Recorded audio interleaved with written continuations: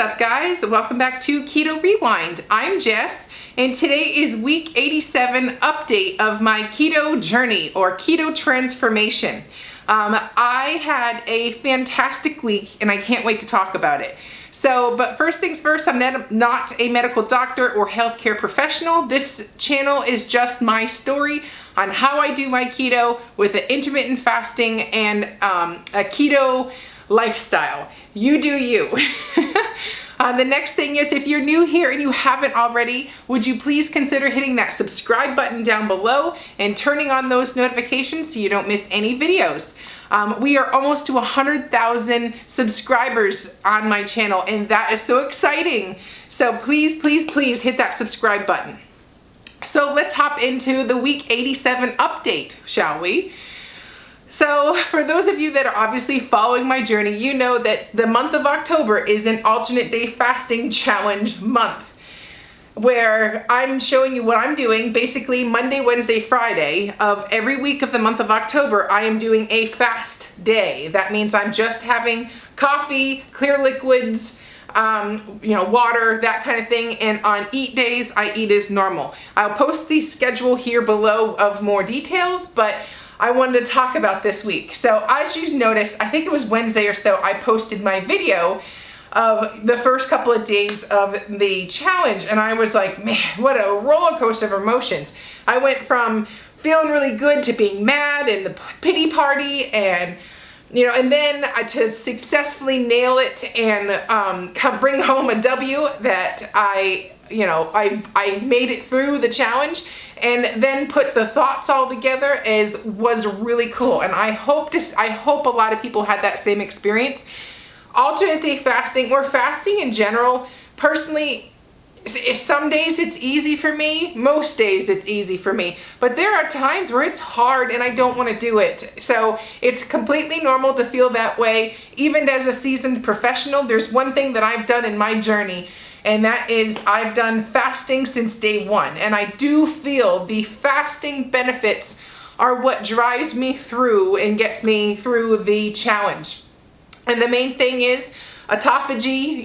When your body's not constantly digesting food, it has a chance to repair other areas of your body. Increasing that HGH hormone, the human growth hormone, helps me curb my emotional eating habits and makes me feel my emotions instead of eating them.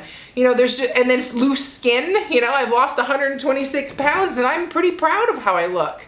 I do think that fasting has a lot to do with that. Among my other, obviously, collagen, the ketogenic diet, genetics, and fasting is what I swear will make or break you in your skin transition.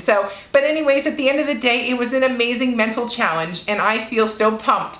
I feel like I'm gonna hit my goal weight this month. For the first time in a long time, I have that confidence. So what does everybody want to know? Hold that thought. I have one quick non-scale victory I want to tell you before I get to my weekly weigh-in. So those of you that know, I've been trying to do a pull-up, a real pull-up, for months now. I tried really hard all last month, but I didn't try so much like where I was that obsessed that I bought something from my doorway to even practice at my house. So I was just, whenever I'd go to the playground, I'd try doing pull-ups at the playground with my kids. Well, I took that up a notch because it still wasn't happening. And when I get it in my head to do something, I go for it. So I bought one of those in the doorway pull-up bars. And the reason is, for one, it helps with skin. When you're doing a pull-up, I want this to pull this up. So you can do that with muscle, hitting your protein goals every day and not skimping on the muscle. Plus the muscle lets you eat more. But anyways, and then also it helps with arm definition, back definition. I had rolls. I was morbidly obese at 309 pounds.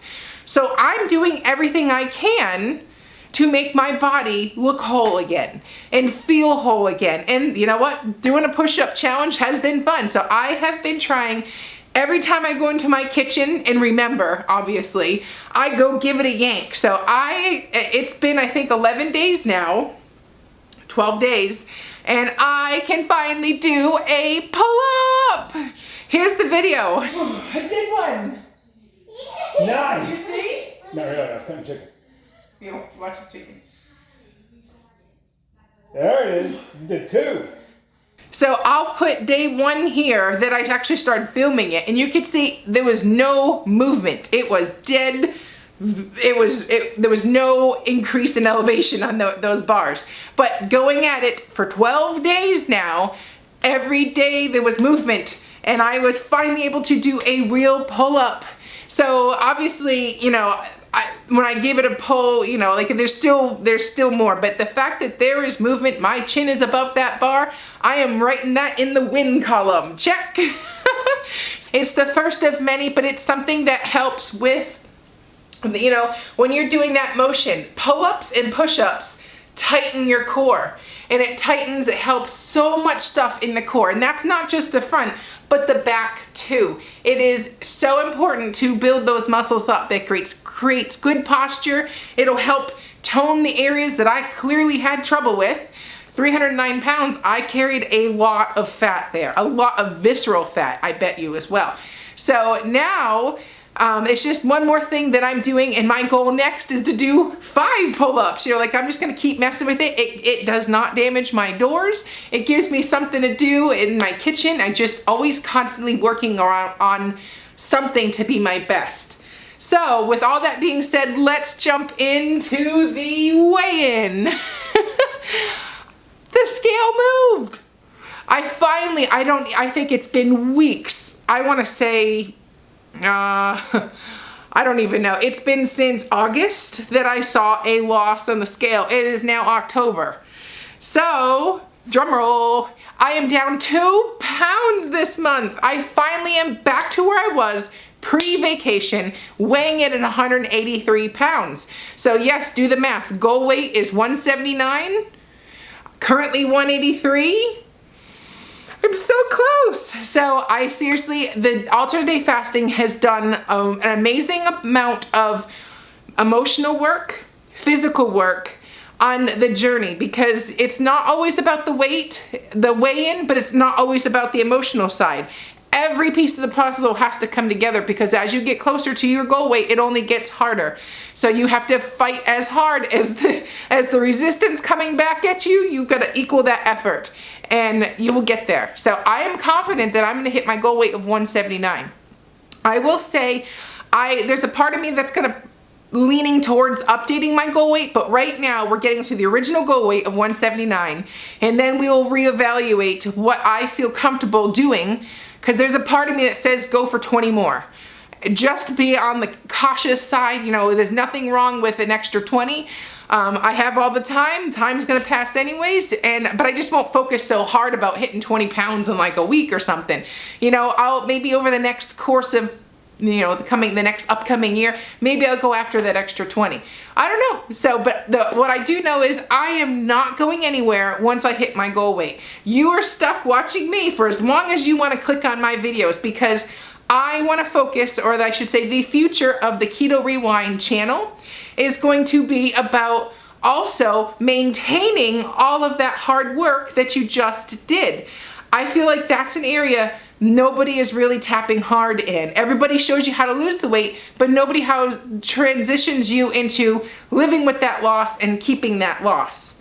So my focus is I'm gonna step up and start talking about that part of the journey. It's not only about the loss. If anything, the actual hard work comes in at that time where you hit your goal weight and move forward. That is an ultimate test, and that's an area that I see a load of opportunity about how to fix or how to keep that loss and keep it sustainable and how to keep going forward. So for me, losing 130 pounds is life-changing. The last thing I intend to do is gain any of that back. So I am going to focus on how I keep it off. What do I do? How is life different? Living in maintenance versus living in, weight loss mode. And I feel like there is an enormous spot for me at the table to sit there and go through this with you. So you're not I mean, obviously a lot of that is going to be about weight loss too. So just because I'm not losing doesn't mean we're not going to talk about losing weight and tips and tricks. So if that sounds good to you as the future of this channel, please comment below that you want me to keep going. keep it here at Keto Rewind. So anyways, I would love to know, comment below, how the alternate day fasting schedule has been for you. Have you enjoyed it? Have you learned anything? Are you hating it? Are you loving it? I certainly had mixed opinions this week. I hated it for the first couple of days, but I am loving it now. So it's okay to not be super happy about it. And also, don't feel like you have to do exactly what I'm doing. There's intermittent fasting instead of alternate day fasting, where you can choose hours that you do a day. The point is, do fasting and do what works for you. But try and push yourself. Always go and be your best. So anyways, that's it for today of the week 87 keto transformation. I am gonna go hop off. If my kids are off from school, my husband's out of work today, it's a holiday, we're gonna go enjoy the time outside and have a good old day. So I hope you guys are doing awesome, and I'll see you right back here. Go be great. I'm Jess, you're watching Keto Rewind.